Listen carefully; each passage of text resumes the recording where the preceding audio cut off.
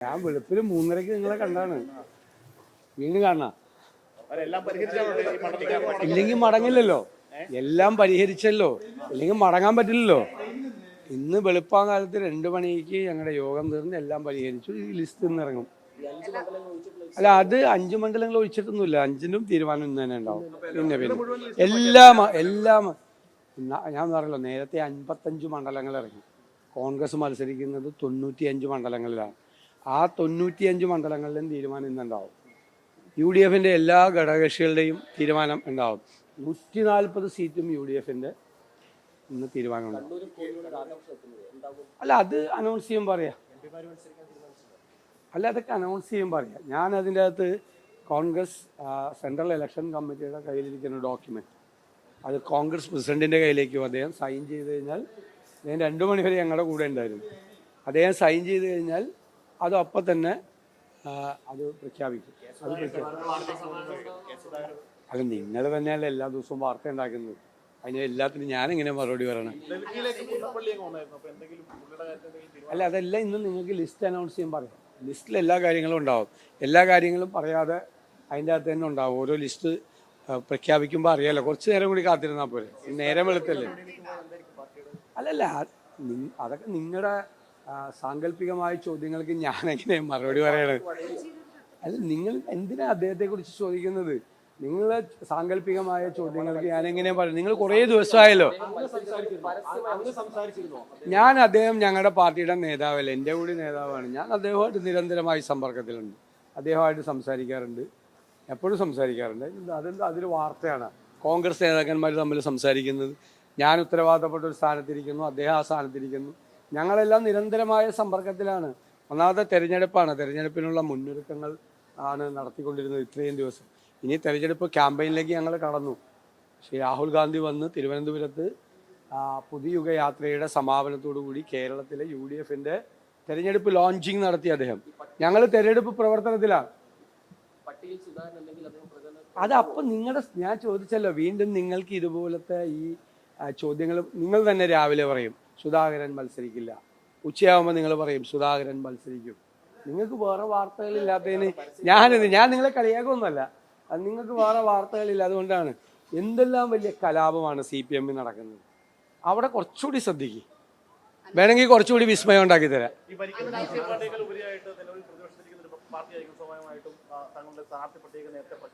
അതെങ്ങനെ? എന്ത് കണക്കാ? അല്ല, ആ കണക്കെന്ന് പറഞ്ഞ് എന്ത് കണക്കിലാണ് അത് അങ്ങനെ അങ്ങ് പറഞ്ഞത്?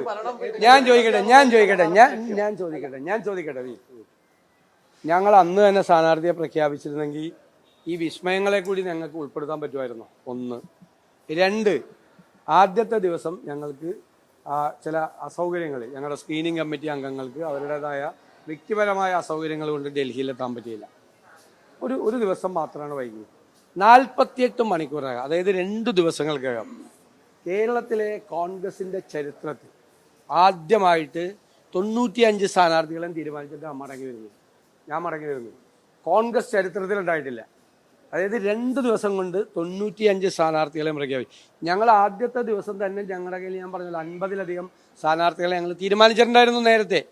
ഞാൻ 24 മണിക്കൂർ എന്ന് പറഞ്ഞാൽ ആ 24 മണിക്കൂറിൽ ആദ്യം അവർക്ക് എത്താൻ പറ്റിയില്ല. നിങ്ങളുടെ ഡൽഹിയിലെ മാധ്യമ സുഹൃത്തുക്കൾക്ക് എല്ലാവർക്കും അറിയാം. മിനിങ്ങാന്ന് നടക്കേണ്ട ആദ്യത്തെ ദിവസം നടക്കേണ്ടതാണ് മിനിങ്ങാന്ന് നടന്നത്. മിനിങ്ങാന്ന് നടക്കേണ്ട കാര്യമാണ് ഇന്നലെ നടന്നത്. ഇന്നത് പ്രഖ്യാപിക്കും. എന്താണ് വൈകിയത്? അല്ല, എവിടെയാണ് വൈകിയത്? ഇനി പറഞ്ഞല്ലോ, അതല്ലേ കണക്ക്. ആദ്യത്തെ ദിവസം നടന്നില്ല, കാരണം അവരെത്തിയില്ല. സ്ക്രീനിങ് കമ്മിറ്റി അംഗങ്ങൾ ഡൽഹിയിലെത്തിയില്ല. ഞങ്ങൾ വെയിറ്റ് ചെയ്തു. പിന്നെ 2 ദിവസം അല്ലല്ല, എനിക്കത് അറിയണം. 2 ദിവസം കൊണ്ട് സ്ഥാനാർത്ഥി പട്ടിക പൂർത്തിയായിട്ട് അത് വൈകി. ഇപ്പോഴും CPM തീർന്നിട്ടുണ്ടോ? LDF പല കക്ഷികളുടെയും തീർന്നിട്ടില്ലല്ലോ. ഞങ്ങൾ 140 സീറ്റുകൾ ഘടകകക്ഷികളുടെ ഇടയിൽ ഒരു അപസ്വരമില്ലാതെ, നിങ്ങൾക്കൊരു വാർത്തയ്ക്ക് പോലും സ്കോപ്പില്ലാതെ, അല്ലല്ല, ഞങ്ങൾ വിഭജനം നടത്തിയല്ലോ. ചരിത്രത്തിൽ ആദ്യമായിട്ട് ഒരു അപസ്വരം പോലും ഇല്ലാതെ വിഭജനം നടത്തി, ഇല്ലേ? നിങ്ങളെന്താണ്, ലീഗ് കൂടുതൽ സീറ്റ് ചോദിക്കും, മറ്റവരിൽ നിന്ന് സീറ്റ് പിടിച്ചെടുക്കും എന്നൊക്കെ ഒരു വാർത്ത. എന്തെങ്കിലും ഒരു അപസ്വരം UDF ഇല്ലാതെ അതിമനോഹരമായി ടീം UDF എന്ന് ഞാൻ പറയാറുണ്ടല്ലോ, ഞങ്ങളെല്ലാം പറയാറുണ്ടല്ലോ. ആ ടീം UDF ആണെന്ന് തെളിയിച്ചുകൊണ്ട് ഒരു അവസരവും ഇല്ലാതെ ചരിത്രത്തിൽ ആദ്യമായി 140 സീറ്റുകളും ഞങ്ങൾ പങ്കിട്ടെടുത്തു ആണല്ലോ. കോൺഗ്രസ് 3 ദിവസം എന്ന് പറഞ്ഞാൽ ഒരു ദിവസം നടന്നില്ലല്ലോ. ഞാൻ പറഞ്ഞല്ലോ ഒരാൾക്ക് സുഖമില്ലാതായതുകൊണ്ടാണ്. അതൊക്കെ നിങ്ങൾ മനസ്സിലാക്കണം. 2 ദിവസം കൊണ്ട് കോൺഗ്രസ് സ്ഥാനാർത്ഥി പട്ടികയും പൂർത്തിയാക്കി. എന്നിട്ട് ഇനി വൈകി പിടിച്ചു എന്നൊക്കെ പറയുന്നതിൽ എന്താ അർത്ഥമുള്ളത്? LDF ഇനി എത്ര സ്ഥാനാർത്ഥികളെ LDF പൂർത്തിയാക്കാനുണ്ട്, UDF എത്രയുണ്ടെന്ന് നോക്കുക. അപ്പോൾ ആരാണ് ആദ്യം പൂർത്തിയാക്കണമെന്ന് നിങ്ങൾക്ക് മനസ്സിലാവും.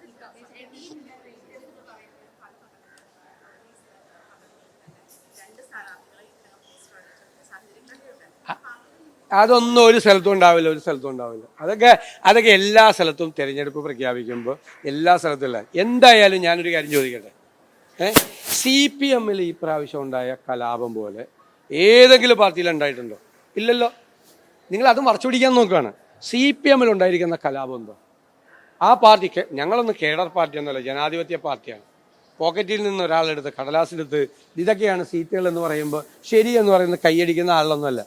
PD സതീശനായാലും സണ്ണി ജോസഫായാലും ഏകപക്ഷീയമായ ഒരു കാര്യം പറയാൻ നടക്കില്ല എന്ന് പറയാനുള്ള ഒരുപാട് ആളുകളുള്ള പാർട്ടിയല്ല ഞങ്ങളുടെയൊക്കെ. ജനാധിപത്യപരമായ ചർച്ചകൾ നടക്കുന്ന പാർട്ടിയാണ്.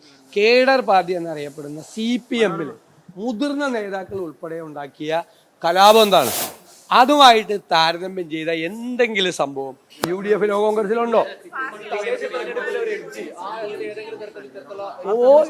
എത്തരത്തില് ഞങ്ങൾ കുറച്ചുകൂടി മുമ്പോട്ട് പോയി. എന്താ കാര്യം? ഒന്ന്, ഈ സർക്കാരിനോടുള്ള ജനങ്ങളുടെ അതിശക്തമായ പ്രതിഷേധം പ്രതിഫലിക്കാൻ പോകുന്ന തെരഞ്ഞെടുപ്പ് ഇതാണ്. ലോക്കൽ ബോഡി തെരഞ്ഞെടുപ്പിൽ ഒരുപാട് ലോക്കലായിട്ടുള്ള വിഷയങ്ങളൊക്കെ ഉണ്ടാവും. അതല്ല, ഇതിൽ സർക്കാരിനാണ് ജനങ്ങൾ നോക്കുന്നത്. ആ സർക്കാരിനെതിരായ അതിശക്തമായ വിധിയെഴുത്തുണ്ടാവും. ലോക്കൽ ബോഡി തെരഞ്ഞെടുപ്പ് കഴിഞ്ഞിട്ടുണ്ടായ മാറ്റം എന്താ? ലോക്കൽ ബോഡി തെരഞ്ഞെടുപ്പ് കഴിഞ്ഞിട്ട് പിൻനിരയിൽ, അതായത് കത്തന് പിന്നിൽ പ്രവർത്തിക്കുന്ന മുതിർന്ന നേതാക്കളുടെ കൂടെ പിന്തുണയോടുകൂടി CPM നടക്കുന്ന കലാപമാണ്. നിങ്ങൾ എഴുതി വെച്ചോ, ബംഗാളിൽ 33 വർഷത്തെ ഭരണത്തിന് ശേഷമാണ് CPM തകർന്നതെങ്കിൽ ഇവിടുത്തെ ഈ 10 വർഷത്തെ ഭരണത്തിന് ശേഷം CPM തകർച്ചയിലേക്ക് കൂപ്പുകുത്തുകയാണ്. നിങ്ങൾക്ക് സ്വപ്നം കാണാൻ പറ്റുമോ? ആകെ ഒരു MP രാഘവനോ ഒരു ഗൗരിയമ്മയോ പണ്ടൊരു ഒറ്റപ്പെട്ട പ്രതിഷേധം ഉയർത്തിയിട്ടുണ്ട്. അതിനുശേഷം ഈ CPM ഉണ്ടായിരിക്കുന്ന ഒരു ജില്ലയിലല്ല, വ്യാപകമായി ആലപ്പുഴയിലും പാലക്കാടും കണ്ണൂരും കാസർഗോഡും വ്യാപകമായി കേരളത്തിൻ്റെ വിവിധ ഭാഗങ്ങളിൽ CPM മുതിർന്ന നേതാക്കൾ നേതൃത്വത്തെ വെല്ലുവിളിച്ചുകൊണ്ട് നടത്തുന്ന ഈ പോരാട്ടം, പത്രസമ്മേളനങ്ങളിൽ ഞങ്ങൾ പറയുന്നതിനേക്കാൾ രൂക്ഷമായിട്ടാണ് അവർ മുഖ്യമന്ത്രിയെയും അവർ CPM നേതൃത്വത്തെയും വിമർശിക്കുന്നത്. സ്വജനപക്ഷപാതവും തോന്നിയവാസവും അഴിമതിയും ആണ് ഈ 10 കൊല്ലം CPM നടന്നത് എന്ന് അവർ അടച്ചാക്ഷേപിക്കുകയാണ്. അതെല്ലാം ഈ തിരഞ്ഞെടുപ്പിൽ തീർച്ചയായിട്ടും പ്രതിഫലിക്കും. ഈ ഗവൺമെന്റിനെ ഞങ്ങൾ ജനങ്ങളുടെ മനസാക്ഷിയുടെ കോടതിയിൽ വിചാരണ ചെയ്യും, ഉറപ്പായി. അല്ല, അത് നമുക്ക് നോക്കാമല്ലോ, തെരഞ്ഞെടുപ്പല്ലേ, തീർച്ചയായിട്ടും ഉണ്ടാവുമല്ലോ. നിങ്ങൾ വിസ്മയങ്ങൾ എന്ന് പറഞ്ഞപ്പോഴും പരിഹസിക്കാൻ ശ്രമിച്ചല്ലോ. ഇപ്പൊ 1/2 ഡസനിൽ കൂടുതലായില്ലേ വിസ്മയങ്ങൾ? ഇനി വേണോ? ഇനി വിസ്മയങ്ങൾ വേണോ? വേണം. നിങ്ങൾ ഇനി വിസ്മയം ഉണ്ടാവുമെന്ന് ചോദിക്കണല്ലോ ഇപ്പോൾ. നേരത്തെ ഇടയ്ക്കിടയ്ക്ക് എന്നോട് ഒരു 4 ദിവസം മുമ്പ് ചോദിച്ചിരുന്നു. അപ്പൊ ഞാൻ പറഞ്ഞല്ലോ ഉണ്ടാവും, ഇനിയും ഉണ്ടാവും. ഇനി വേണോ? തെരഞ്ഞെടുപ്പിന്റെ ഇടയിൽ വേണോ? അല്ല, ഇതൊക്കെ നോക്കിക്കോ നിങ്ങൾ. വേണമെങ്കിൽ കാണിച്ചു തരാം, വേണമെങ്കിൽ. പിന്നെ ഞങ്ങൾക്ക് താങ്ങാൻ പറ്റണ്ടേ? ഞങ്ങളുടെ ഇതിൻ്റെ അകത്തുള്ളവർക്കൊക്കെ കൂടി സീറ്റ് കൊടുക്കണ്ടേ? മനസ്സിലായേ? എപ്പോൾ വേണമെങ്കിലും ഇനിയും കലാപത്തിന് തിരികൊളുത്തപ്പെടാം CPM. അത്രയും നിങ്ങൾ വിചാരിച്ചാൽ മതി. ഞങ്ങൾക്കിത് ഇപ്പം നടന്ന സംഭവങ്ങൾ ഞങ്ങളോട് പറയാണ്. ഞങ്ങൾക്ക് 1 വർഷം മുമ്പ് അറിയാം. ഞങ്ങൾ 1 വർഷം മുമ്പേ പറഞ്ഞു തുടങ്ങിയതാണ്. ഉത്തമ കമ്മ്യൂണിസ്റ്റുകളും ഇടതുപക്ഷ സഹയാത്രികരും വോട്ട് ചെയ്യാൻ പോകുന്നത് UDF പറഞ്ഞു തുടങ്ങിയല്ലേ. അപ്പോഴേക്ക് ഇത് എന്താണ് ഈ പറയുന്നതെന്നൊക്കെയാണ് മനസ്സിലൊക്കെ വിചാരിച്ച ആളല്ല നിങ്ങളല്ല. ഇപ്പം ക്ലിയർ ആയല്ല. ഇനിയും നിങ്ങൾ നോക്കിക്കോ, തെരഞ്ഞെടുപ്പിന് മുമ്പും തെരഞ്ഞെടുപ്പ് കഴിഞ്ഞതിന് ശേഷവും ഇതിന്റെ തുടർച്ച കേരളത്തിലുണ്ടാവും. അല്ല, അതാ ഒരു നടപടിക്രമമുണ്ട്. ഒരു പാർട്ടിയല്ലേ, അത് വരുമ്പോൾ നിങ്ങൾ